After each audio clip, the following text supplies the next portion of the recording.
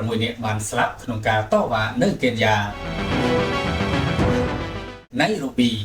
មានមនុស្សចំនួន16នាក់បានស្លាប់ការស្លាប់ភាគច្រើនបណ្ដាលមកពីប៉ូលីសធ្វើបំពានក្នុងការតវ៉ាជាតិទាំងមូលប្រឆាំងរដ្ឋាភិបាលនៅប្រទេសកេនយ៉ាកាលពីថ្ងៃពុធហើយជាគូមួយឆ្នាំបន្ទាប់ពីមានការតវ៉ាដែលមានអ្នកស្លាប់ច្រើនប្រឆាំងនឹងច្បាប់ពន្ធមួយដែលបាននាំឲ្យមានការបញ្ចូលទៅក្នុងសភា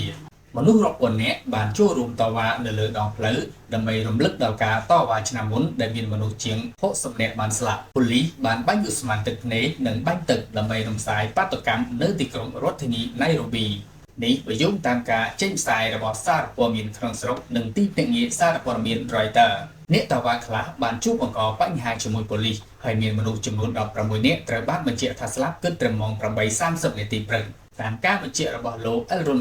Puaton ប្រធានគណៈកម្មាធិការ Amnesty Kenya ជូនសារព័ត៌មាន Reuters លោកបានបន្ថែមថាតួលេខនេះត្រូវបានបញ្ជាក់ដោយអង្គការសិទ្ធិមនុស្សអន្តរជាតិនិងគណៈកម្មាធិការជាតិកេនយ៉ាសម្រាប់សិទ្ធិមនុស្សលោក Puaton បាននិយាយថាមនុស្សភាគច្រើនគឺបានស្លាប់ដោយសារប៉ូលីសលោកបន្ថែមថាមានយ៉ាងហោចណាស់5នាក់ក្នុងចំណោមនោះត្រូវបានបាញ់សម្លាប់គណៈកម្មាធិការកេនយ៉ាសម្រាប់សិទ្ធិមនុស្សដែលទទួលបានថវិកាពីរដ្ឋាភិបាលក៏បានឲ្យដឹងថាមានរបាយការណ៍មួយអំពីមនុស្ស8នាក់បានស្លាប់ទូទាំងប្រទេសដែលគេសង្ស័យថាមកពីបំលាស់គ្រប់កំភ្លើងមានមនុស្សជាង400នាក់រងរបួសរួមមានអ្នកតវ៉ាប៉ូលីសនិងអ្នកសារព័ត៌មាននេះបើតាមសេចក្តីថ្លែងការណ៍មួយពីគណៈកម្មាធិការជាតិកេនយ៉ាសម្រាប់សិទ្ធិមនុស្សដែលបានចែករំលែកនៅលើគណនី X ផ្លូវការរបស់ខ្លួនក្រុមឃ្លាំងមើលបានកត់សម្គាល់ពីការដាក់ពង្រាយប៉ូលីសយ៉ាងធ្ងន់ធ្ងរនិងការចោទប្រកាន់នៃការប្រើប្រាស់កងកម្លាំងហួសហេតុរួមទាំងការបាញ់គ្រាប់កៅស៊ូគ្រាប់រំសេវនិងការបាញ់ទឹកដែលបណ្ដាលឲ្យមានការរបួសជាច្រើន